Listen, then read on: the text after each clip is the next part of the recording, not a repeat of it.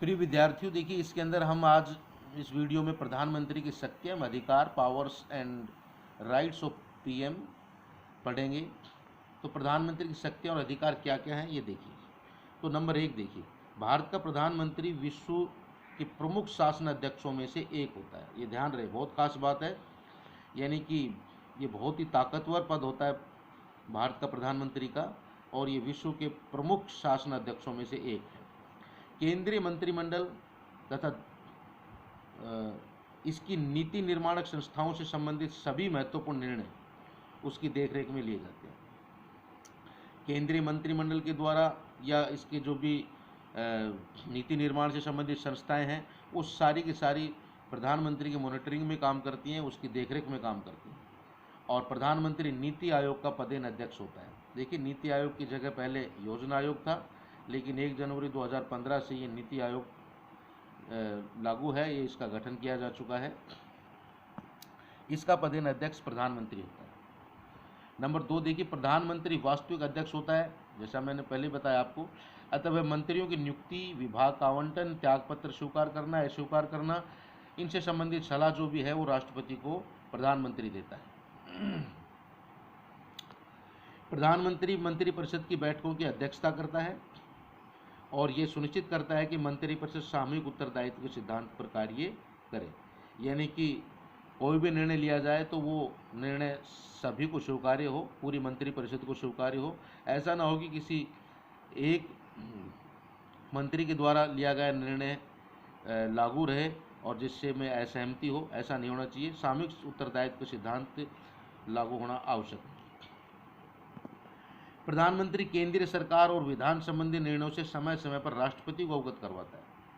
केंद्रीय सरकार ने क्या निर्णय लिया, विधान संबंधी यानी कि कानून संबंधी क्या निर्णय रहे, इन सब के बारे में समय समय पर राष्ट्रपति को अवगत प्रधानमंत्री करवाता है।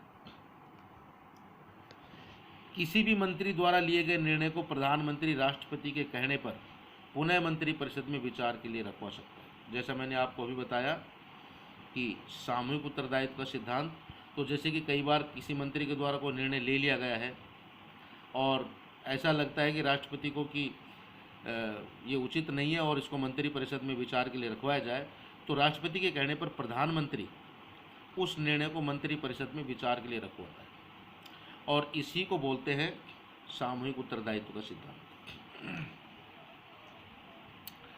अभी देखिए, सभी सरकारी विधेयक प्रधानमंत्री के निरीक्षण और उसकी सलाह के अनुसार तैयार किए जाते हैं। यानी कि कोई भी कानून बनाया जाएगा या जो भी सरकारी विधेयक हैं, जैसा मैंने आपको पहले बताया, जो सरकारी विधेयक हैं जिनको मंत्री प्रस्तुत करते हैं, ऐसे विधेयक जो सरकारी विधेयक कहलाते हैं, इनका निरीक्षण और उन जो भी सलाह है वो प्रधानमंत्री के निर्देशन में होगी। प्रधानमंत्री सभी मंत्रियों के कार्यों की देखरेख करता है और आपस में उनके मतभेदों को दूर करवाता है। प्रधानमंत्री सरकार का मुख्य प्रवक्ता होता है। देखिए, सरकार के अंदर प्रवक्ता तो काफ़ी होते हैं, लेकिन मुख्य प्रवक्ता केवल एक ही होता है और वो होता है प्रधानमंत्री सरकार का। इस नाते शासकीय नीति से संबंधित अधिकृत घोषणा करना उसके अधिकार में आते हैं। तो जितनी भी शासन से संबंधित जो भी नीतियाँ, उनकी जो घोषणा की जाएगी अधिकृत रूप से, वो प्रधानमंत्री के द्वारा की जाएगी। देखिए, प्रधानमंत्री महत्वपूर्ण नियुक्तियों के संबंध में जितनी भी नियुक्तियां हैं जो राष्ट्रपति के द्वारा की जाती है, उनके संबंध में राष्ट्रपति को सलाह देता है, वो प्रधानमंत्री देता है। यानी कि बगैर प्रधानमंत्री की सलाह के राष्ट्रपति महत्वपूर्ण पदों पर नियुक्तियां नहीं करता है, उससे पहले प्रधानमंत्री की सलाह होती है।